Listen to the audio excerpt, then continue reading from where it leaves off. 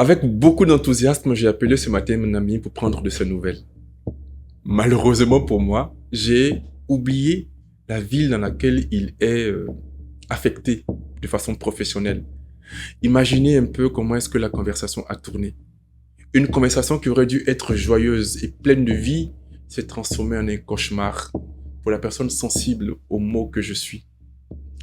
Juste pour nous faire comprendre à quel point les mots que nous choisissons peuvent façonner de façon considérable et pas toujours positive le cours de notre journée, d'une rencontre qu'on a avec les gens ou même de notre vie parfois. Mesdames et messieurs, l'art de la parole n'est pas destiné qu'aux grandes scènes ou aux grands discours officiels.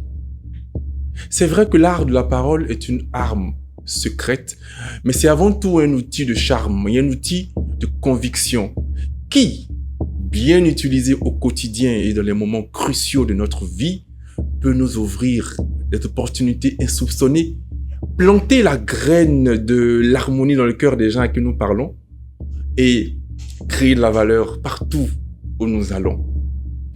Aujourd'hui, nous allons créer de la valeur parce que, à travers le parcours de ce champion qui pour moi est très inspirant, nous allons voir comment est-ce que l'éloquence peut transcender les mots et devenir une force qui vient transformer nos rêves les plus fous en réalité absolue et concrète. Préparez-vous, mesdames et messieurs, à être charmés et à être inspirés. Pour ma part, je suis très content d'être avec vous à cet épisode de l'art de la parole by Morley. Soro, pour moi, tu es une preuve que l'éloquence peut sculpter les destins et puis ouvrir aussi des horizons inattendus. Parce que à seulement 25 ans, tu es là où moi-même personnellement, je n'aurais pas pu m'imaginer il y a 10 ans. D'abord, tu es multiple champion de concours de discours, bravo. Et avec toi, j'ai constaté que les mots deviennent un peu comme un levier de succès. Tu es major de notre prestigieuse académie des formateurs d'art oratoire. Et aujourd'hui, tu es une sorte de mix entre l'élégance, l'esprit et l'éloquence parce que tu es finaliste au concours Mister Côte d'Ivoire. Dis-moi, qu'est-ce que tu peux ajouter à tous ces points de présentation pour que l'on puisse te connaître encore plus? Je pense que là, tout a déjà été dit. Je suis Toritan Soro. Récemment, au-delà de l'écharpe de Mister Côte d'Ivoire, j'aime également me présenter comme étant un artiste orateur, pour faire simple. Comme on a d'ailleurs échangé très récemment pour cette dimension où on essaie, au travers de ce qu'on a appris de l'expression orale, d'aider les gens à se sentir bien juste au travers des mots qu'ils prononcent. Pour moi, au-delà de tout ce que j'ai eu à faire, de tous les efforts que j'ai eu à fournir pour être là aujourd'hui, c'est la plus grande récompense et c'est ma plus grande fierté de pouvoir aider les gens. Mais tout ça commence quelque part, n'est-ce pas? On veut bien savoir le point de départ, le point de prise de conscience, si on peut le dire ainsi, de l'importance de la prise de parole pour toi. Le point de prise de conscience, on va dire que la conscience s'est installée par elle-même. À la base, je suis arrivé par la prise de parole par obligation. Je le dis, je pense à chaque fois, au travers de la JCI. Puis par la suite, je t'ai rencontré. Je t'ai rencontré en train de mener des activités. Je pense que j'ai organisé à ce moment-là un concours d'éloquence parce que je voulais me perfectionner moi-même. Oui, je m'en souviens. Je pense qu'on s'est rencontrés sur les réseaux sociaux, sur Facebook. Tu m'as écrit et puis on est parti de là. Effectivement. Donc là, par la suite, à ce moment-là, je ne savais pas encore que j'allais en faire un métier. Okay. Tout ce que je voulais à ce moment-là, c'était juste de pouvoir accumuler de l'expérience. Qu'est-ce que tu fais dans ce moment précisément? Je pense que tu étais étudiant. J'étais étudiant en ressources humaines et communication. J'étais en première année. Est-ce que l'éloquence avait déjà une importance dans ta vie en ce moment-là? C'était plus mon échappatoire afin de me concentrer sur autre chose que les études. Ah, sur quoi? Ah, d'accord. Donc, du coup, l'éloquence était une manière de trouver un exutoire pour délaisser les études ou... On va pas dire délaisser, mais pour approfondir un peu plus. Vu que les études, c'était des études en ressources humaines et communication, on nous disait toujours que le RH devait être à mesure de pouvoir comprendre les autres, de pouvoir lire entre les lignes, de savoir gérer les différentes relations humaines. Et donc, pour cela, mon challenge à moi, c'était de me servir de l'expression orale de l'éloquence pour être à mesure de comprendre un peu plus les personnes qui m'entouraient. Aujourd'hui, je pense que tu as du chemin. On s'est connus, je pense, ça peut faire minimum 6 ans. 6 ans, 7 ans. Est-ce qu'on peut avoir des points anecdotiques de ton quotidien dans lequel tu utilises par rapport... Ok, je reprends. Des points anecdotiques de ton quotidien où tu utilises vraiment ton éloquence à bon escient, on pourrait le dire ainsi. Où j'utilise mon éloquence à bon escient. Je ne sais pas trop parce qu'il y aura beaucoup de choses à dire. Mais à la base, je suis de ce genre de personne qui est dans l'excès. Donc, ce que j'apprends à faire ou que je sais faire, je le fais entièrement et tout le temps. Mes amis diront que j'exagère souvent parce qu'à chaque fois que j'ouvre la bouche, j'essaie de m'exprimer comme si j'étais dans une situation où je devais collaborer ou encore échanger avec quelqu'un pour que les mots que je dis puissent les toucher. Mais sinon, il y a beaucoup d'anecdotes pour toi, chez toi, en termes d'art oratoire au quotidien. Peut-on en avoir quelques-unes? Celle qui me vient en tête actuellement, c'était lors de mon anniversaire il y a 2 ans. Okay. J'étais sorti avec des amis pour juste se divertir, juste célébrer cette nouvelle année qui démarrait. Et ils ont décidé de me faire des petits messages. On était à un espace plein air. Et chacun a pris la parole pour me souhaiter joyeux anniversaire comme on le fait à l'accoutumée. Seulement, quand ils ont fini, c'était à moi de dire merci.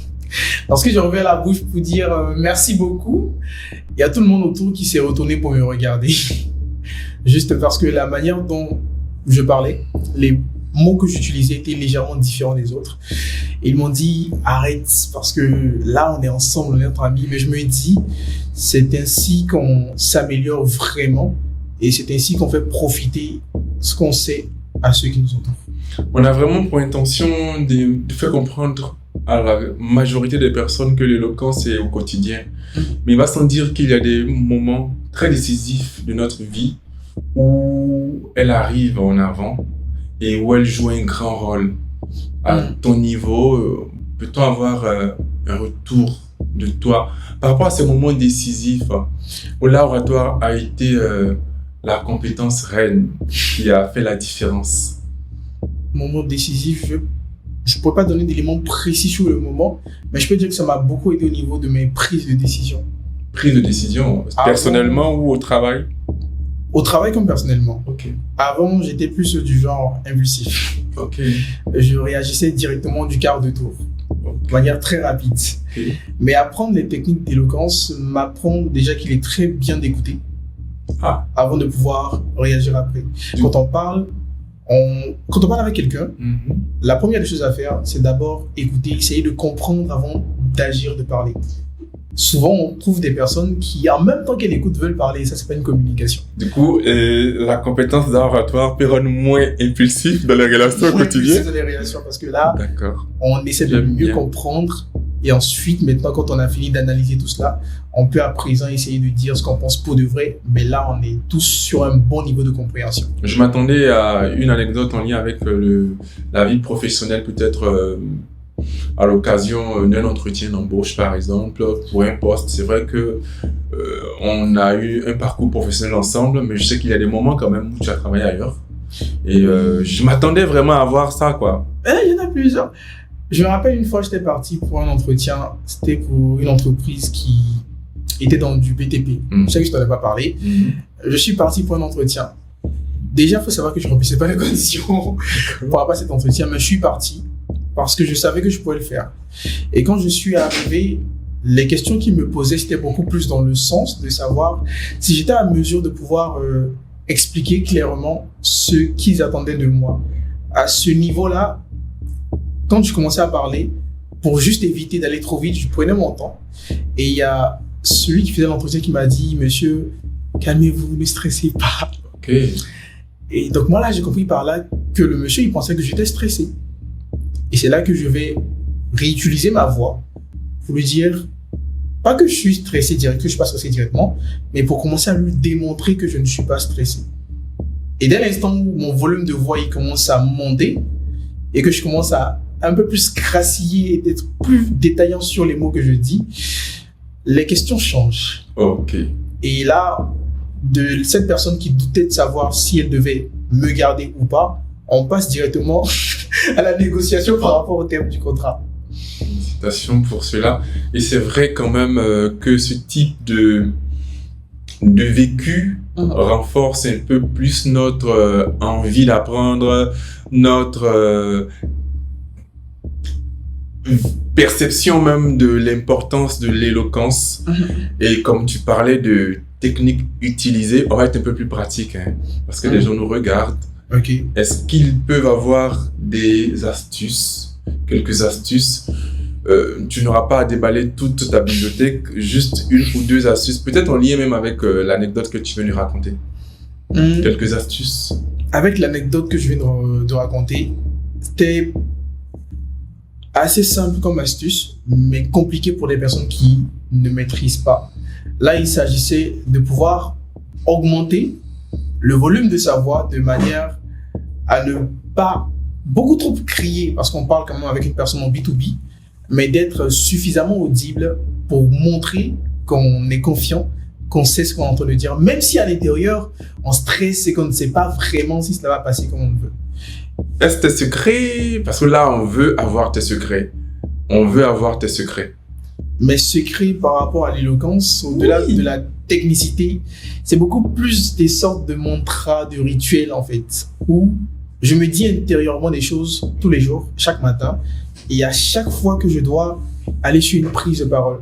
Et quand je dis aller sur une prise de parole, je parle d'un échange en B2B, je parle d'un échange avec un public, je parle même d'un échange dans la rue. Je me dis à chaque fois, Torita, tu peux le faire. Et même si ça paraît bizarre, parce que souvent, parce que je suis dans la formation, on se dit que je maîtrise forcément tout et que le stress, ça dégage. Non.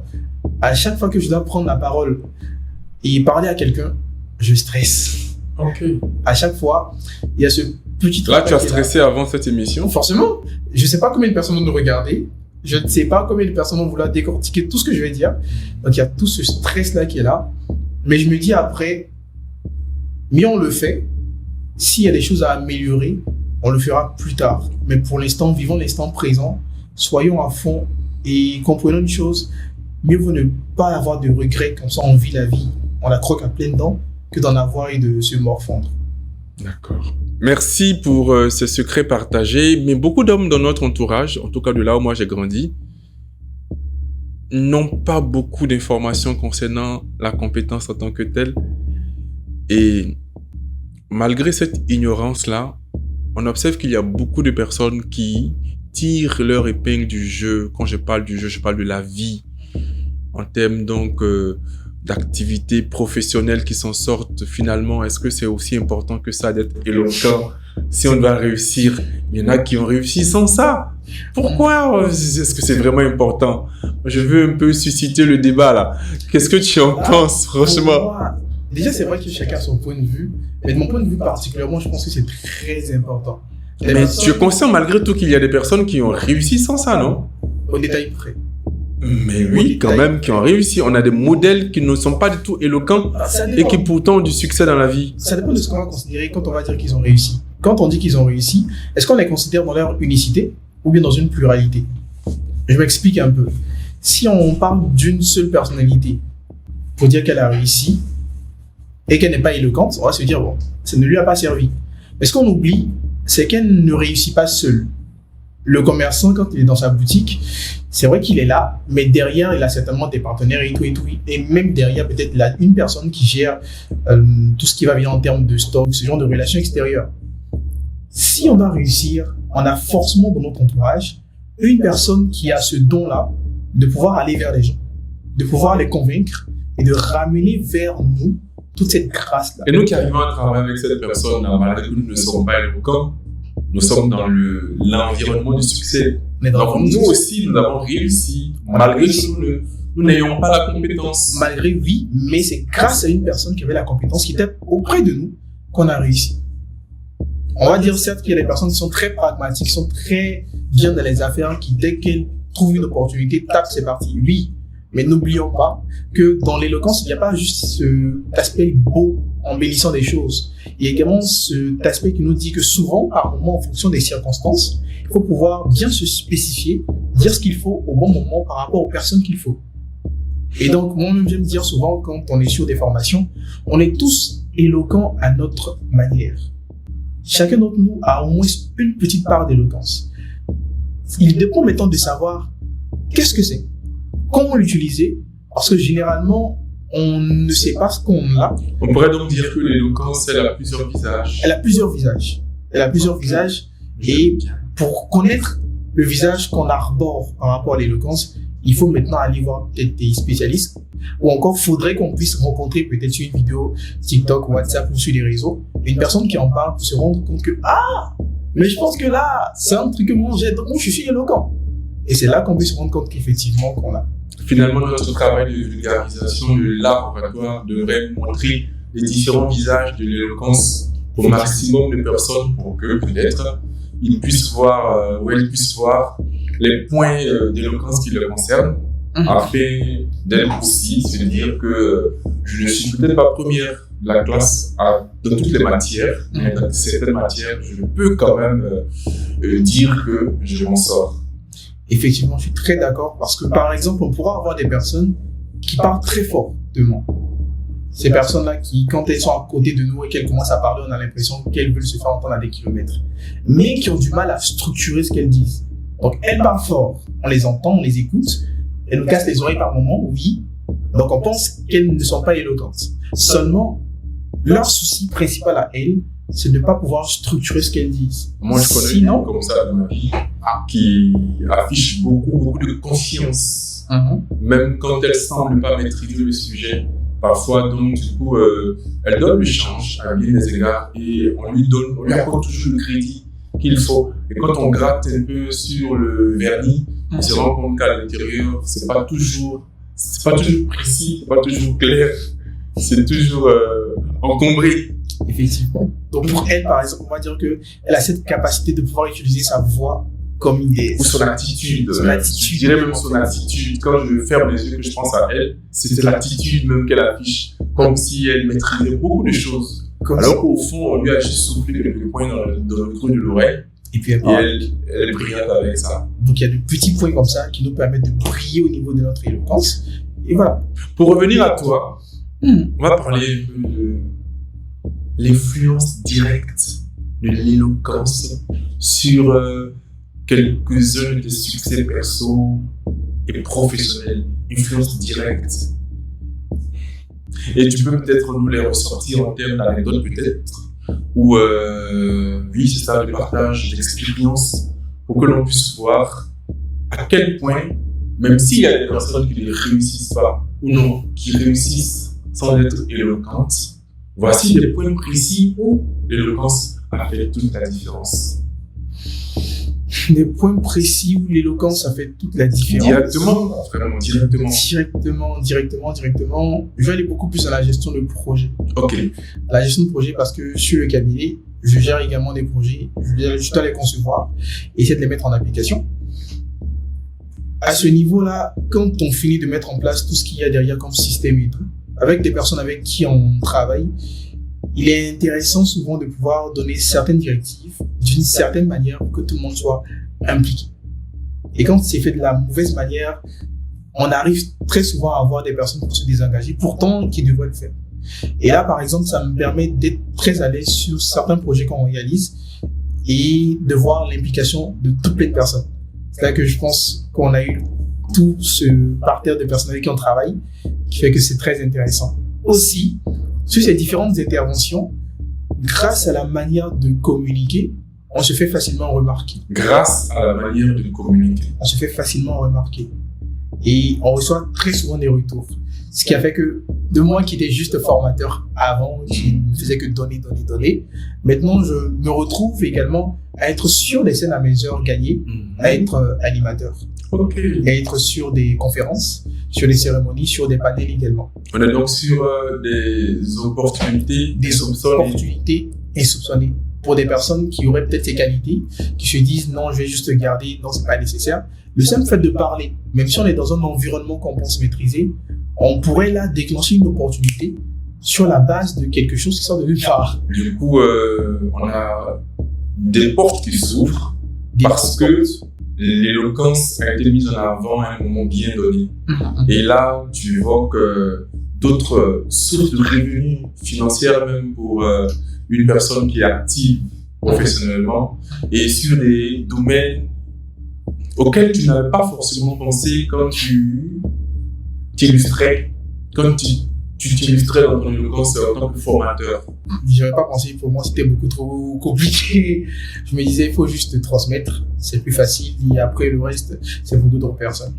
Mais il n'y a pas eu que de bons moments dans ta vie donc, par rapport à l'éloquence. Est-ce qu'il y a des moments parfois où l'éloquence a fait défaut et des moments où tu t'es senti faible quand même par rapport à ton défaut, ton manque d'éloquence? Peut-être que c'était à une autre étape de ta vie ou encore à un autre moment de ta vie, mais néanmoins, il y a eu des moments de ce type-là. Il y en avait avant, il y en avait et il y en a toujours maintenant. Avant, certainement parce que j'arrivais pas à trouver les mots pour exprimer souvent ma frustration, des choses qui me pesaient sur le cœur. Maintenant, parce que je comprends beaucoup trop de choses pour essayer de dire quoi que ce soit. Je pense que c'est deux choses sont plus ou moins normales quand je prends du recul. Parce que quand on ne sait pas vraiment comment toucher les mots qu'il faut pour dire ceci, cela, j'ai vécu ceci, j'ai vécu cela, c'est compliqué. Et quand on pense maintenant qu'on aura tout ce qu'il faut pour pouvoir crier au monde entier notre désarroi, on se rend compte maintenant qu'il y a certaines règles à respecter. Okay. Et qu'on ne peut pas s'étaler également sur tous les supports comme ça. La plus grosse bourde qui te revient, où c'était vraiment très dur, c'était avant de connaître les techniques ou après que tu les as connues? Et comment est-ce que tu as su tirer, comment est-ce que tu as géré cette situation catastrophique, hypothétique, je l'espère, ou encore peut-être qui a été vraiment, comment est-ce que tu as pu gérer cette bourde, cette catastrophe oratoire, et comment est-ce que tu as tiré ton épingle du jeu pour t'en sortir? Déjà, est-ce qu'il y en a eu au moins? Ou c'était très compliqué? Très compliqué de dire même s'il y en a eu ou pas, parce que généralement j'aime tout prendre du bon côté. Mais je pense qu'il y en a eu quand même, où quand il arrivait certains moments où c'était très compliqué pour moi de pouvoir m'en sortir de cette manière-là, je prenais le temps d'écouter un peu plus en profondeur. Souvent, je le dis à certaines personnes que lorsqu'on se retrouve dans des situations assez compliquées, de conflits et tout, on a pour habitude de vouloir automatiquement montrer nos émotions. Ok. Négative ou positive? Positivement comme négativement. Généralement, on accepte le positif parce que ça nous permet de mieux le partager. Mais le négatif, mieux vaut pouvoir le contrôler. Et là, moi, quand j'ai été confronté à cette difficulté-là, pendant que mon cœur, à l'intérieur, ça bouillonnait et qu'il y avait toutes ces pierres qui s'apprêtaient à sortir, je les retenais et j'activais beaucoup plus mes oreilles pour écouter. J'activais plus mes oreilles pour écouter et j'ai conscience également qu'en situation de conflit, la meilleure des choses à faire pour apaiser les cœurs, c'est de sourire également. Donc, j'écoute, je souris et j'essaie de comprendre par l'arrière. C'est encore quelques-uns de tes secrets alors. Malheureusement, on a un peu trop comme mon secret aujourd'hui, on partage trop. Donc, on a encore quelques secrets de Soro. Et là, j'ai entendu qu'il sourit. Il fait quoi encore? J'écoute, je souris. Ok. J'essaie de comprendre. Tu écoutes, tu essaies de comprendre ce que la personne fait ou dit. Puis, je réagis à... C'est à ce moment que tu te tais, tu écoutes comme ça en regardant les gens parce que je sais bien faire ça. C'est ça, hein? C'est à ce moment-là parce que là, quand ça commence, le mois d'avant aurait déjà commencé à exploser. Ok. Le mois d'avant. Mais maintenant, je ne me le permets plus parce que je me dis, faudrait quand même pouvoir avancer à un certain niveau où on n'arrive plus à le faire. On comprend que chez toi, l'écoute est une technique d'éloquence que tu aimes bien, on dirait. Pour moi, c'est la principale. La voix, elle est très bien. On dit que c'est le principal instrument de musique pour l'homme. On a ce si tel instrument, c'est dommage de ne pas en profiter. On dit que le silence, c'est une promesse.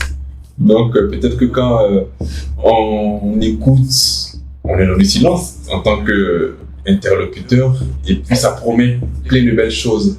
Imagine-toi dans une salle avec les personnes habillées en super-héros. Une salle pleine donc de personnes habillées en super-héros. Et tu dois leur dire une intervention pour les captiver. Dès l'entame de ton intervention, comment tu feras? Une salle de personnes habillées en super-héros. Comment vas-tu t'y prendre pour captiver leur attention? On nous a dit que tu es champion d'improvisation. Hein. Je ne sais pas. On n'a pas dit, moi mais je le sais. Moi je vous le dis, tu es champion d'improvisation. Une salle remplie de super-héros. Je parle de quoi? Peut-être que tu parles de sauver le monde, ce sont des super-héros. Sauver le monde. Et on parle de super-héros, d'accord? Donc si on est face à une salle remplie de super-héros, si moi je suis face à une salle de super-héros, par quoi je vais commencer? Là j'essaie de repositionner rapidement dans ma tête et tout. Je pense qu'une fois, lorsque j'étais petit, mon père m'a dit, Yarim, parce que c'est comme ça qu'il m'appelle, c'est vrai que le monde, il a l'air triste, mais je pense qu'il serait encore meilleur si tout le monde pouvait sourire. Depuis qu'il me l'a dit, à chaque fois que je vois une personne sourire, j'ai mon cœur qui se remplit de joie. Et j'essaie également de pouvoir le partager à tout le monde. Je ne suis peut-être pas un super-héros pour porter la cape comme vous qui êtes ici avec le pouvoir de la force, de l'invisibilité et tout. Mais je me dis avec un peu de foi, d'amour, de compassion, d'humanisme, on peut tous générer, créer des pouvoirs et positionner le S de super-héros en grand caractère partout où nous passons. Bon, je m'accorde sur moi et j'ai les larmes qui commencent là. En tout cas, moi j'aurais dit. Je sais pas trop ce que j'aurais dit. Mais en tout cas, bravo. J'aime bien. J'aime beaucoup l'émotion que j'ai entendue dedans. Donc c'est ça l'art oratoire. Pour moi, c'est ça. Revenons à toi encore, toujours concernant ton parcours, ou encore non, pas ton parcours, mais oui, un peu ton parcours quand même. Est-ce qu'on t'a donné un jour, non, quel est le meilleur conseil qu'on t'a donné un jour par rapport à l'éloquence, ou l'art oratoire? Prends ton temps.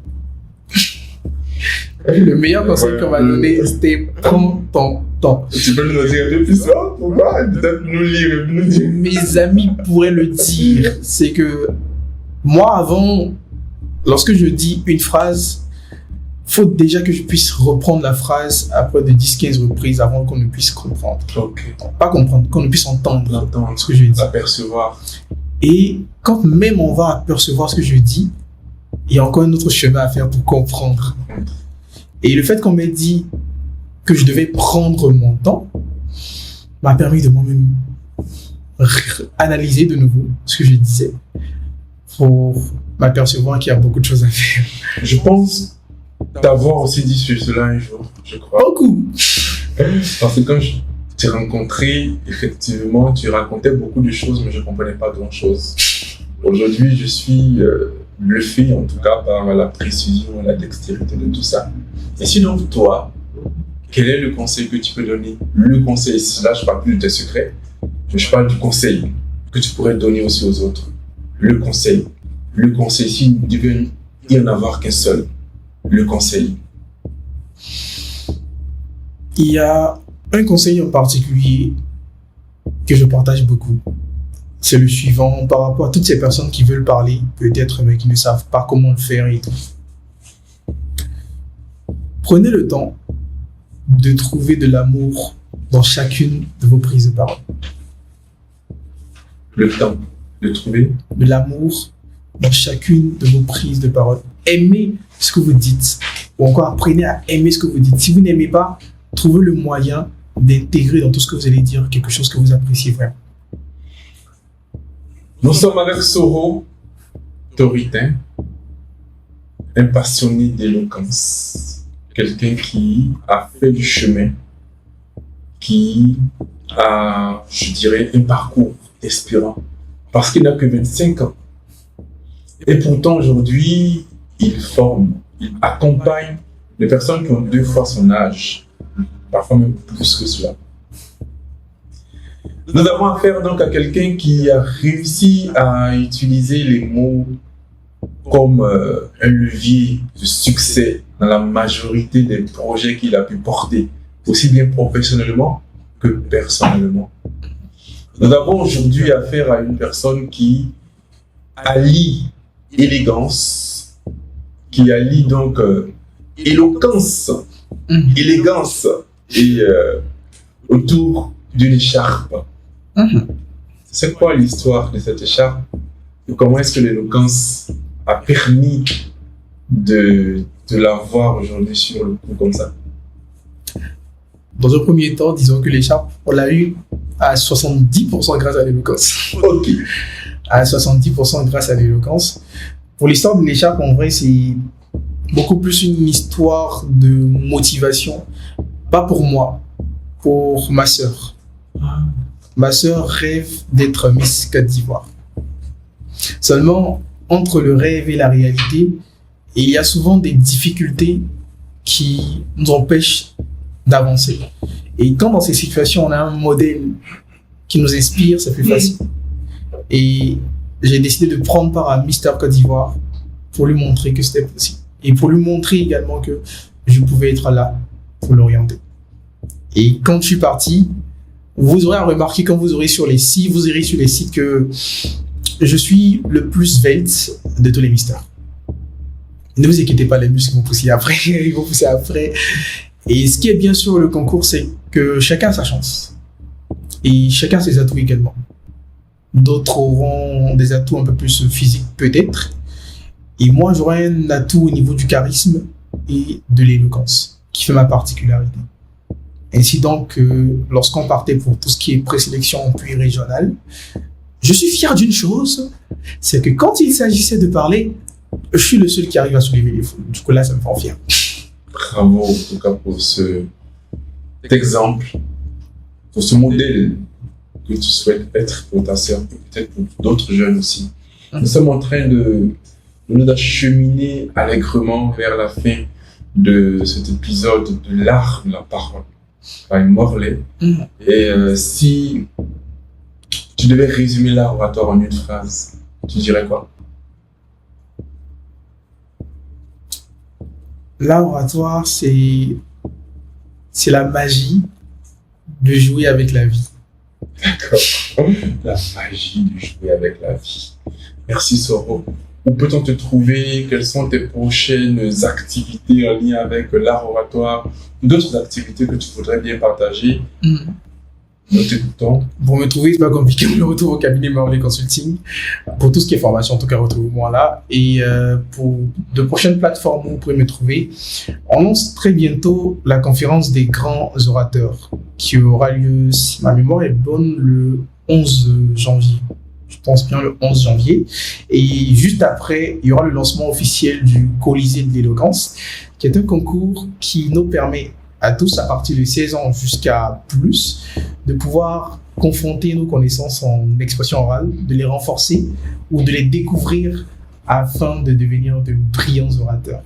Donc, celui qui veut me rejoindre, cabinet Morley, conférence des grands orateurs, Colisée, et on est là.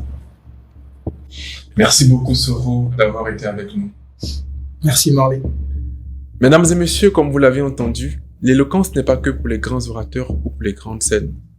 Elle donne vie à nos idées, est un pont entre nos cœurs et celui des autres et transforme l'ordinaire en extraordinaire. Grâce à l'éloquence, chaque mot est une opportunité. Comme je le disais tantôt, même les silences sont une promesse. Alors, osez parler, osez toucher, osez inspirer. Parce que avec l'éloquence, vous ne devenez pas seulement charmant, vous devenez inoubliable. À très prochainement pour un autre épisode de l'art de la parole by Morley.